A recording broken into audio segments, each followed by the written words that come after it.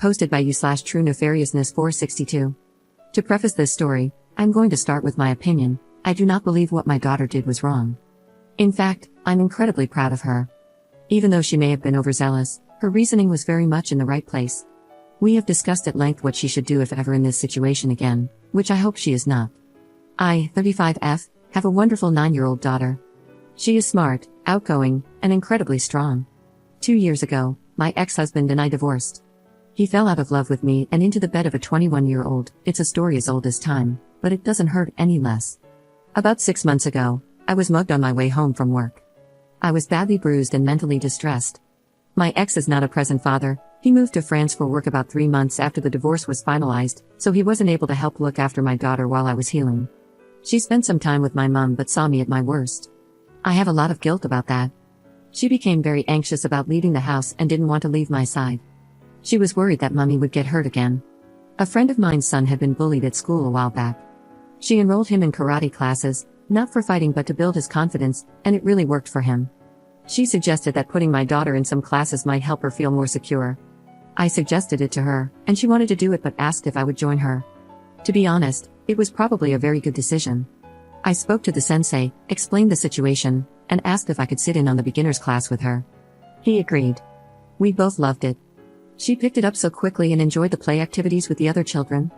A few months in, she was leaps and bounds ahead of me and ready to train with a more advanced group of students. The bonus was that the advanced kids class took place after the beginner adults class. So, we changed our schedule.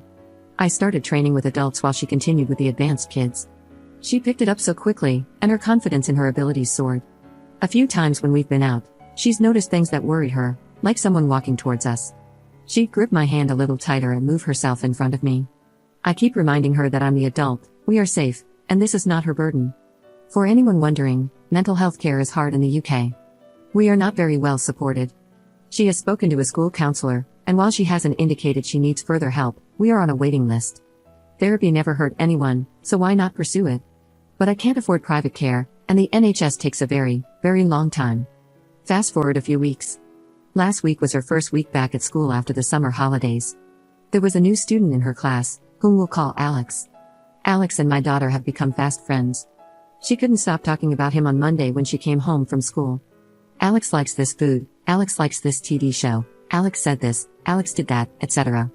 It's adorable, but my daughter has taken it upon herself to be Alex's bodyguard. Alex is a very expressive child. They wear a school uniform, but Alex likes to wear nail polish. He has long hair, often styled in a plait or pulled back. He decorates his shoes with bows and wears whatever he feels comfortable in. His parents are amazing too.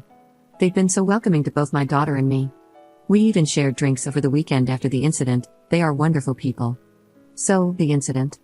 Last Thursday, Alex changed his black nail polish to a deep plum purple. Some boys in their class decided to show how poor their upbringing was by telling Alex, "You're a boy. You shouldn't wear girly things because that's what makes you gay." Both Alex and my daughter told them to shut up and bother someone else. One of the bullies then said, "If you're wearing girly stuff tomorrow, I'm going to kill you." Yes, you read that right. My daughter, being a defiant little menace, decided not to tell an adult. We've had a very long conversation about this, don't worry, and handle it herself.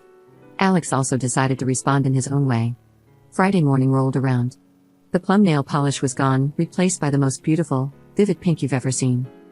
This was like waving a red flag in front of the bullies. One of them marched up to Alex and told him he was going to kill him at lunchtime. My daughter told the bully he could try, but she wouldn't let him. At lunch, true to his word, the bully ran at Alex. My daughter took him out. Now, bear in mind that, up until this morning, I only had the details from 2 9-year-olds. When Alex told me she flew, I was skeptical. He said she punched the boy in the face, made him bleed, and now he's petrified of her. I got a phone call from the school after lunch asking me to pick her up because she had been suspended for fighting. Alex refused to leave her, saying if she was suspended, so was he because it wasn't her fault. Alex's dad arrived at the same time I did to collect our kids. The headmaster told us that an investigation was pending and that we would be called in for a meeting on Monday. When my daughter told me the full story, I was livid. I asked why she didn't tell a teacher. She said she wanted to handle it so the bully would know he couldn't threaten people, but she did tell a teacher afterward, who didn't believe her. This made me even angrier. I contacted Alex's parents, and we discussed the situation. This morning, at 8 a.m., I sat in front of the headmaster. He began by bemoaning how my daughter had brought violence to the school, broken a boy's nose, and, I kid you not, how this was unladylike behavior. I was honestly aghast. "We are a zero-tolerance school when it comes to violence," he said. My daughter had been standing on a small wall at the edge of the playground, keeping watch. When she saw the bully running toward Alex, she launched herself off the wall, punching him midair. She landed on him and locked his arms until the playtime supervisor arrived. I asked the headmaster how his investigation had been conducted without involving my daughter, Alex, or their parents.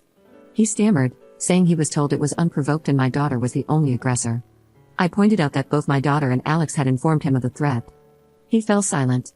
I told him my daughter was not suspended and would not return until the situation was dealt with satisfactorily. I emailed her teacher, requesting classwork for her to complete at home. My daughter is with me in the office today, and my boss is letting me work from home for the rest of the week. I know I am partially responsible for what she's done. I know violence isn't the answer. I'm proud of her for standing up for her beliefs, but we've talked about the importance of telling me about situations like this. I am furious with her school. I called Alex's mom after the meeting. Alex wasn't in school today because they were having a meeting about the bullying he has faced. Alex's mom supports my actions and plans to pull Alex out of the school if the response is inadequate. There aren't many primary schools locally with available spaces, but I am deeply unhappy with how the headmaster has handled this situation. Thanks for listening. I just needed to word vomit into a void. Update 1 day later. Firstly, I want to thank everyone in the comments for showing support and sharing your own stories. I honestly thought, and still do to some extent, that I've messed up and failed my daughter. I thought her need to protect came from seeing me so broken.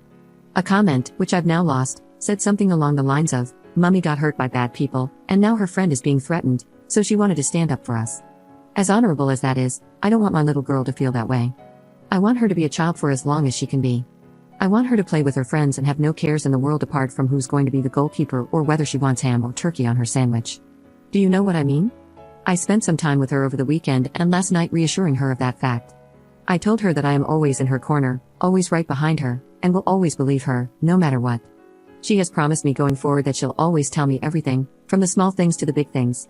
I'm her mom, no matter her age, she's always going to be my baby, and I'll always go to bat for her. We've also discussed whether she feels safe at school and if she thinks the teachers would have dealt with it had she told them. She said she feels safe, but she doesn't know if they would do anything because she's never asked.